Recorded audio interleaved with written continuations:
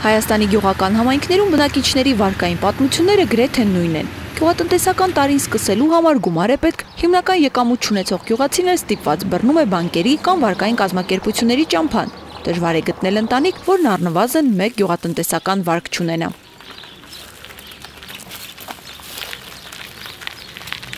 Գագիկ Ռաֆայելյանը Արմավիրի մարզի Մրգաշատ համայնքից է, ինչ իրեն հիշում է գյուղատնտեսությամբ է զբաղվում։ 10 հոգանոց ընտանիքը կարիքները հոգալու այլ եկամուտ չունի։ Մոտ 10 տարի է Ռաֆայելյանների ընտանիքը թակում է թե բանկերի, թե վարկային կազմակերպությունների դռները։ Ստիպված համաձայնվում են առաջարկվող բոլոր պայմաններին, օգտվել են գրեթե բոլոր վարկերից։ 30% տոկոսադրույքով գյուղատնտեսական վարկը ընտանիքի ռեկորդն է եղել։ Հիմա որ եկամուտ չեմ ստացել, եկել է վարկ փակելու ժամանակը պետքա փակեմ, չեմ կարող, չէ։ Ստիպված գնում եմ մի ուրիշ բանկից վարկ եմ ստանում, բերում եմ տալու այն մյուս վարկի լրիվ չեմ կարող փակեմ, տոկոսներն եմ փակում, մայրը մնում է, վարկը նորից ավելանում, դառնում է երկրորդ բանկից վարկ։ Երրորդը գալիս է այնի փակելու ժամանակ, այդ մեզ մի ուրիշ տեղից մի կերպ ստանում, բերում ես այնի ես փակում, դա հենց ամբողջ բանկերի հետ կապ ես ունենում, մնում ես տոկոսների տակ չես կարող տոկոսներն էլ փակես, ոչ թե մայր գումարը։ 1, 2, 3, 4, 5, 6 հատ։ Գագիկ Ռաֆայելյանի համագյուղացի Հարություն Հարությունյանը նույնպես փորձառու վարկառու է։ Հողագործական աշխատանքները սկսելու համար նրան էլ են օգնության գալիս վարկերը։ Չի էլ հիշում, թե վերջին 7 տարիների ընթացքում քանի վարկ է հասցրել վերցնել։ Անցած տարի 2 միլիոն կես փակվել եմ։ 2 միլիոն կես փակվել եմ։ Մի անգամ էլ այս տարի ունեմ որ փակվել։ Հայաստանի 21 առևտրային բանկերից գյուղատնտեսական վարկ են տրամադրում 5-ը։ Բազմաթիվ վարկային կազմակերպությունները նույնպես գյուղատնտեսական վարկերի աղբյուր են։ Գյուղացու համար այս վարկերի հիմնական խնդիրը բարձր տոկոսադրույքն է ու սահմանափակ մայր գումարը։ Դժգոհության առիթ է նաև կարճաժամկետ լինելը։ Գյուղացու բեռը մի փոքր թեթևացնելու համար 2011 թվականի ապրիլից կառավարության որոշմամբ գործում է գյուղատնտեսության ոլորտին տրամադրվող վարկերի սուբսիդավորման կարգը։ Վարկերը տրամադրվում են առավելագույնը 14% փաստացի տոկոսադրույքով։ 2015 թվականին որոշման մեջ փոփոխություն արվեց, երբ սուբսիդավորումը ամբողջ հանրապետության համար սահմանվեց 6%-ային կետը։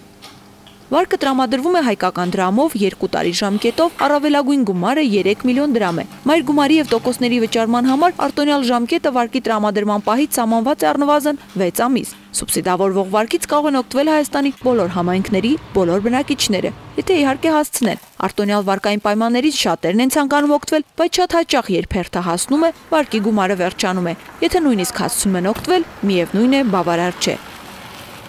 Գարունը բացում է պարատանութա, տրակտորի վարելա, բուժանութա,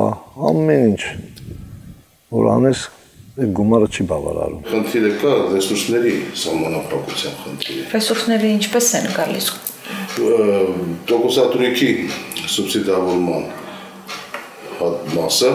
պետական բյուջեով գումարը հատկացվում է, իսկ մնացած ռեսուրսները վարկի դա կենտրոնական բանկն է հատկացնում առևտրային բանկերում։ Նոր արտոնյալ պայմաններով գյուղատնտեսական վարկեր կառավարությունը գուցե մոտ ապագայում առաջարկի գյուղացիներին, հստակ ժամկետներ սակայն դեռ չկան։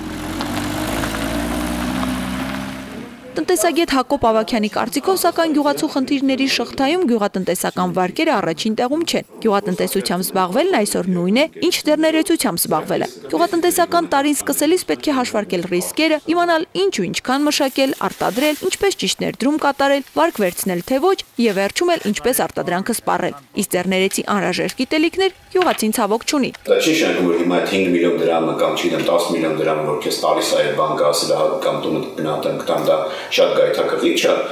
դա չի նշանակում որ պետք է մտնես դրամը ու ավելի վատացնես քո վիճակը, քան այսօր կա, հա։ Դա վերջապես գործարք է, ու ձեռնարկատիրական գործարք է, որ պետք է հասկանաս դա կարողանում ես մարել։ Խնդիրը կազմակերպել այնպիսի մեխանիզմներ դնել պետության կողմից,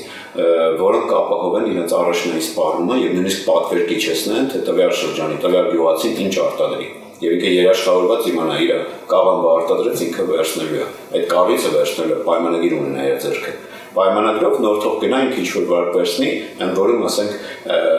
պայմանագրի շրջանակներում, այսինքն պայմանագիրը գրավի առարկա դառնա, ոչ թե իր օթևանը, որ վերջի իր ապրելու միջոցն է։